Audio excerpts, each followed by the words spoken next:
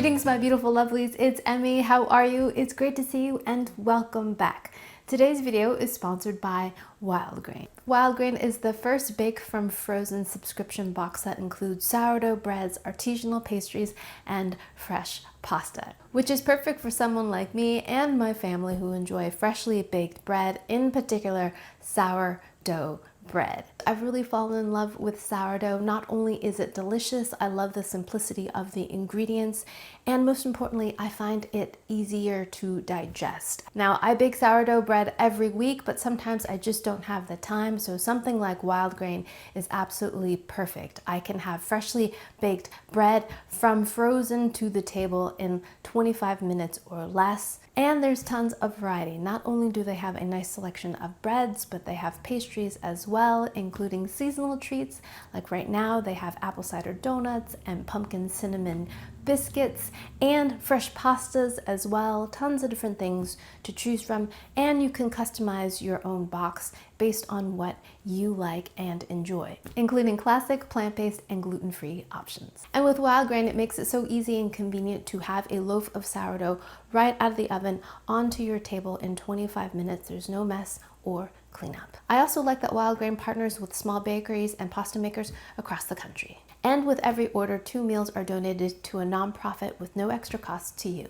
So if you'd like to try Wild Grain for yourself, you can click the link down below and use my code and save $30 off your first order, plus get free croissants for life. Big thanks to Wild Grain for sponsoring this video and for allowing me to make better videos for all of you. Alrighty, my lovelies, today we're making yet another viral cheesy potato recipe that I spotted on social media. I have made many recipes that have some form of potato mashed, fried with cheese and a lovely cheese pull. I'll put links down below to the ones that I've made previously, ones with different patterns, ones that are deep fried. Today, this is a different variation, but essentially we're taking mashed potatoes, stuffing it with cheese, flattening it out, and we're going to be air frying it. You can also deep fry it, but air frying I think will be less dangerous and less caloric, but the results look stunning. So today I'm going to test the recipe to see, number one, will it look as good as it looks on camera? Number two, and most importantly in my opinion, will it taste as delicious as they say? That's what I always want to know ultimately, is how does it taste? Because oftentimes they just say, it's good, and they don't explain to me why it's good. So today I'm going to explain to you why it is good or not good. And as always, I'll put a link down below to the inspiration for today's recipe. So let's go ahead and get started. So part of the appeal for me for this recipe is the simplicity of it. We're just making mashed potatoes and adding cheese to it. So mashed potatoes, we need potatoes. I'm gonna bring some water to the boil. I've got 2 potatoes here that I've washed already. This is a yellow potato variety. You could also use white potatoes.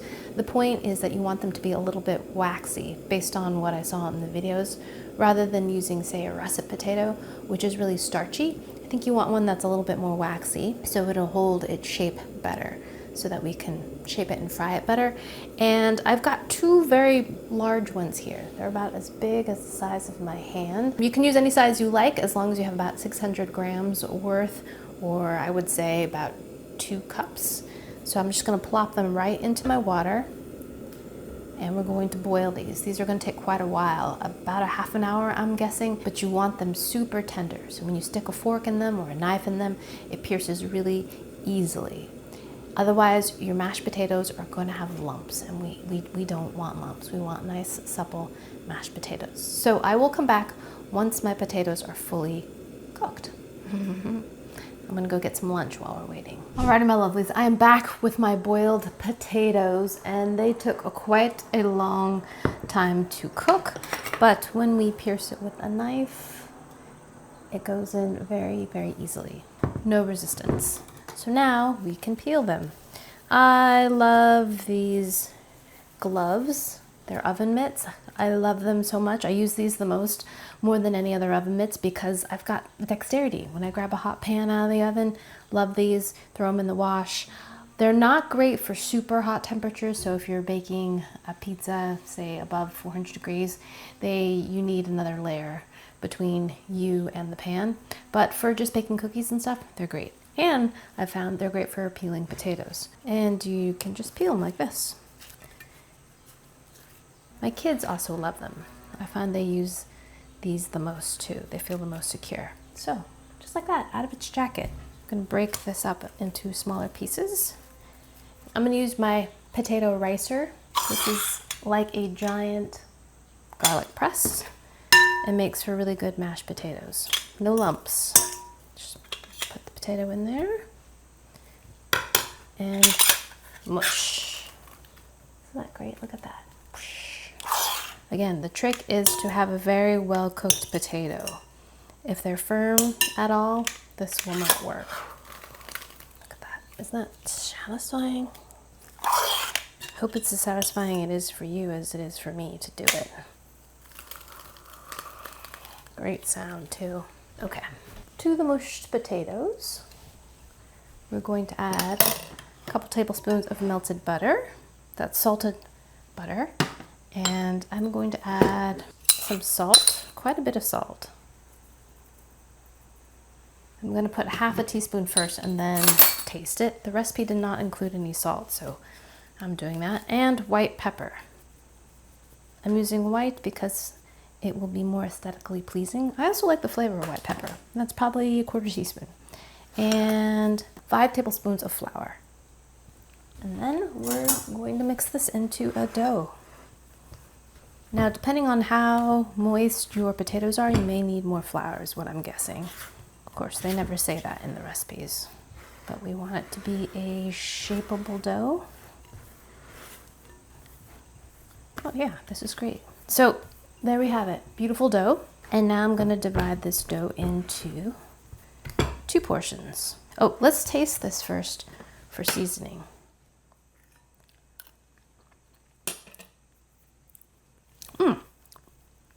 Pretty good. I'm gonna add a little more salt. Another extra half teaspoon.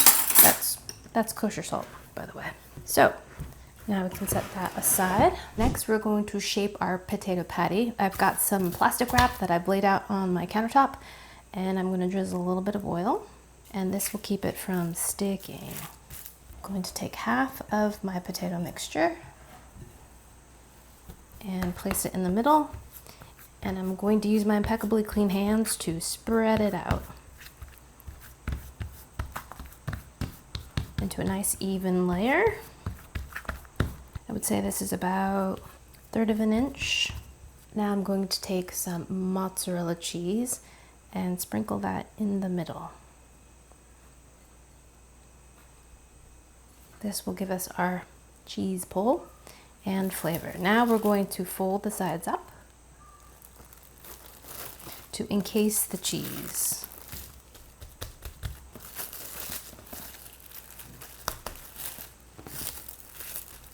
Like this method with the plastic wrap, it does make for a very neat package. Okay, I'm gonna pat and seal everything together. All right, my lovelies, now we're gonna cook this in the air fryer at 400 degrees for 7 to 8 minutes. Then we're gonna flip it, cook it the other side for a similar amount of time or until it's nice and golden. Everything here is cooked. We just want it to be nice and golden. The original video I saw of this, they deep fried it. I think this is a better way to do it, less caloric and a little less dangerous. Alrighty, now we're gonna plop this into air fryer. Alrighty, see you in about 15 minutes. Alrighty, lovelies, I was just about to flip this and I was having the darndest time flipping it, but I have my handy dandy mitts here and I pulled this out of the air fryer like this. And then I noticed this. Look, this is dripped through to the bottom on the other side. So it's looking pretty good. But flipping this is going to be, look. Oh, shoot. Okay. This is what it looks like on this side. You know what would have been a better idea is to put some parchment paper under here. Yeah. So let's do that. Nobody tells you these things. All right, I'm gonna try it on the other side. Oh no. I just flipped it on itself. Curses. It was looking so good. Okay, well, that's not looking so good. So I'm gonna cook the second one and we'll just give this one a taste. Womp womp. All right, let's put the second one in and let's hope this one goes better. This one's a little bit smaller, so fingers crossed. And in the meanwhile, let's give this one a taste. Oh, by the way, that took 10 minutes. I don't usually like using nitrile gloves in cooking, especially the black ones. Something about them seems odd, but I'm going to be using them for a little extra insulation. I could use my mitts, but this is kind of oily and it'll get my mitts all oily. Let's see if we can pick it up and get a cheese pull. Oh, this is not looking good, friends. This is not pick-upable.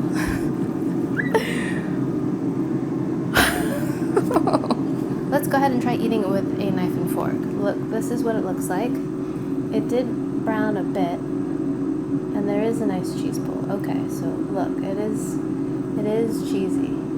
Alrighty, let's give it a taste. Itadakimasu.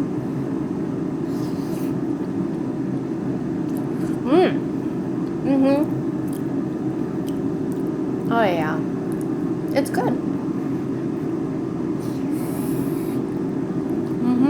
It's so soft and pillowy and tender, yet a little bit stretchy. And potatoes and cheese and butter are a classic combination. It's delicious. Fabulous texture. So good.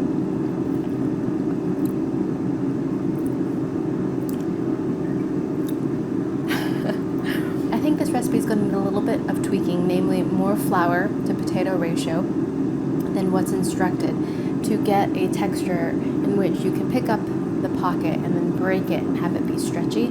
This did not hold its shape at all for me, but it is delicious. Ready, lovelies. Second attempt. Let's see how this one turned out. Okay. I had some challenges once again with the flipping of the thing, but that looks pretty stinking good. I think it is better to make them smaller rather than trying to make them really large as they show you in the video. Smaller is better, I think. It's a little bit more manageable. I mean, it looks burnt, right? And that's at 400 degrees. That's not burnt. It's not burnt. I'm telling you, it's not. It's not as beautiful as the one that I saw in the social media post, but it's something. Let's try and see if we can pick it up. Oh, kind of. Okay, here we go.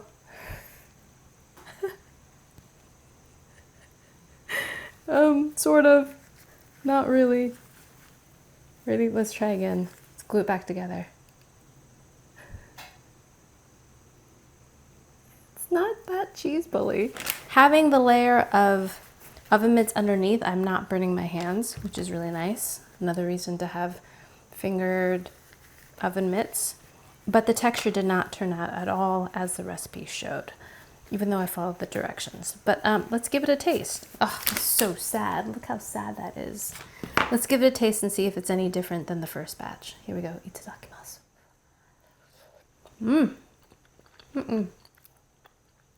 Still pretty tasty though.